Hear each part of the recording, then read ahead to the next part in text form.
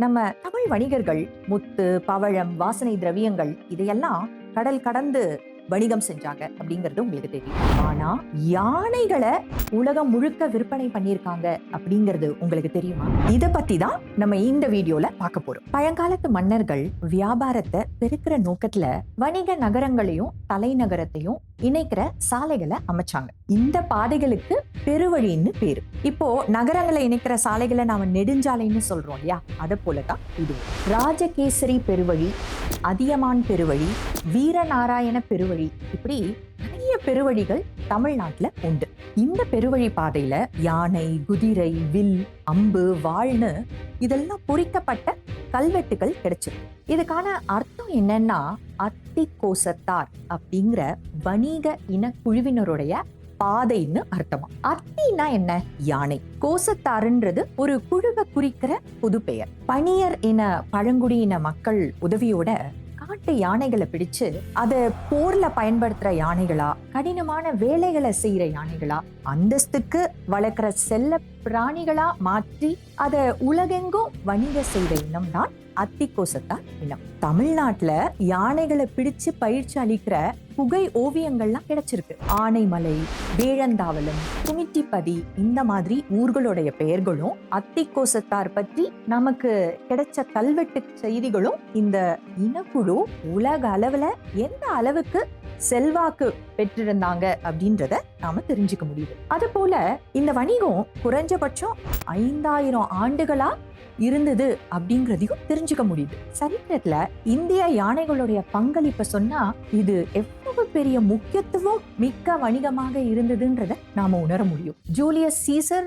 யானைப்படை உதவியோட தான் இத்தாலிய கைப்பற்றினார். இந்திய அரசர்களுடைய யானைப்படைய வீழ்த்துற உபாயத்தை தெரிஞ்சுக்கிற வரைக்கும் இங்க அந்நியர்களால நுழையவே முடியாம இருந்ததாம். 2ஆம் உலக போரின் போது கூட அதிக எடை கொண்ட இராணுவ தளவாடங்களை போர் முனைக்கு எடுத்து செல்ல யானைகள் தான் பயன்படுத்தப்பட்டிருக்கு.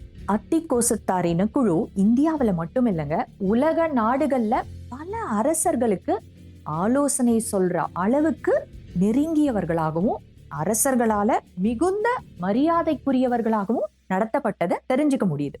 பிற்காலத்துல அத்திக்கோசத்தார்ல ஒரு பிரிவினர் பெருவழி பாதைகள்ல கள்வர்களிடம் இருந்து வணிகத்தை காக்கிற காவல் படையினராவும் மாறினாங்க அப்படிங்கிறதையும், போர்க்களத்துல எதிரிகளோட யானைகளை இயக்கும் பாகங்களை குறி வச்சு வீழ்த்துறதுல வல்லவர்களாகவும் இருந்தாங்க அப்படிங்கிறதையும் ஆய்வாளர்கள் மூலியமா தெரிஞ்சுக்க முடியும். சரி, இப்போ என்னுடைய கேள்வி, முத்து ரத்தினங்கள், பவளமணிகள், அணிகலன்கள், தந்தங்கள், அலங்கார பொருட்கள், வாசனை திரவியங்கள், கலையங்கள் இதெல்லாம் ரொம்ப சின்னது. இதெல்லாம் கப்பல்ல ஏத்தி நம்ம விற்பனை செய்யறத புரிஞ்சுக்க முடியுது.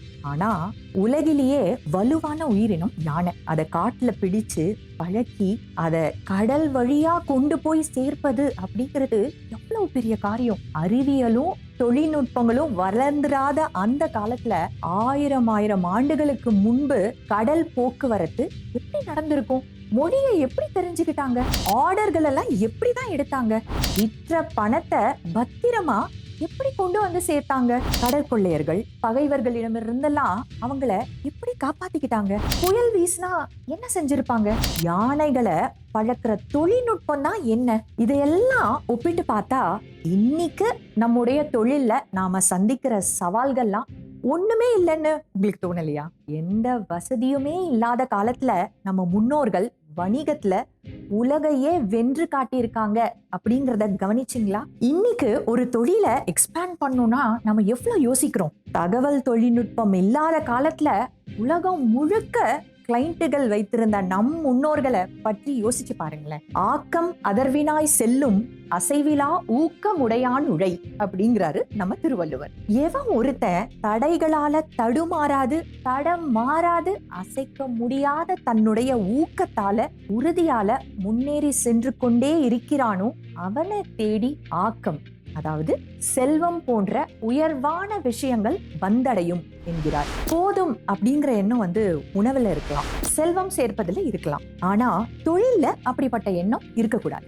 ஏன்னா தொழில் பெருகினா வருவாய் பெருகும். வருவாய் பெருகினாதான் நல்ல காரியங்களுக்கு செலவு செய்ய நம்மகிட்ட பணம் இருக்கும். ஓடி ஓடி செல்வம் சேர்க்கணும், அதை இல்லாதவங்களுக்கு கொடுத்து மகிழணும் என்பதுதான் வள்ளுவர் நமக்கு வடித்து தந்த வணிக அறம். ஆகவே ஊக்கத்தோடு உற்சாகமாக உழைப்போம், மேலும் மேலும் நம் தொழில்களை விரிவுபடுத்தி செல்வோம். அந்த பயணத்துல தளர்வோ தயக்கமோ தடங்களோ ஏற்பட்டா நம்ம பெரும்பாட்டன்கள் அத்தி கோசத்தார்களை மனதில் இருத்துவோம், வெற்றி பெறுவோம். இணைந்திருங்கள் யான் தமிழுடன். உயர்வாய் அறிவார்.